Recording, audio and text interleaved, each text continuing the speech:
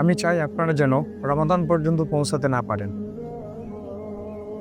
বলবেন যে হঠাৎ করে ভাই এই কথা, তবে শর্ত হচ্ছে তাদের জন্য আমি এই কথাটা বলি যারা শুধু এটা মনে করে যে রমজান আসলে নিজেকে পরিবর্তন করবে, এর আগে নিজেকে পরিবর্তন করবো না। এই সমস্ত মানুষ বা এই সমস্ত যুবকদের জন্য আমি আল্লাহ তাআলার কাছে দোয়া করি যে আল্লাহ এদেরকে আপনি রমজান পর্যন্ত পৌঁছায় দিয়েন না। অথচ দেখেন আযীজ আসলাম এবং সাহাবীরা সবসময় দোয়া করতেন আল্লাহ রজব এবং শাবানে রহমত দান করেন, রমাদান পর্যন্ত পৌঁছে দেন।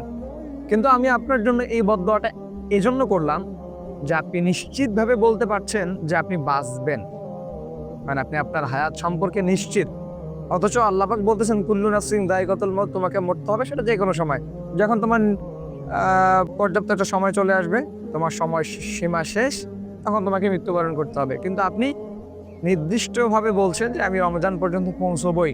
আপনি যে রমাদান পর্যন্ত পৌঁছবেন কোনো গ্যারান্টি আছে? এজন্য আপনি যে রমজানে রোজা রাখতে পারবেন তার কোনো গ্যারান্টি না। আপনি মনে করতেছেন যে আমি তখন পরিবর্তন হব, তখন নিজেকে পরিবর্তিত করব। এটা সম্ভব না। এজন্য আমি আপনার জন্য এতটুকু আল্লাহ তাআলার কাছে দোয়া করি, আল্লাহ তাদেরকে আপনি রমাদান পর্যন্ত পৌঁছায়েন না, যারা সময় থাকতেই তওবা করে না।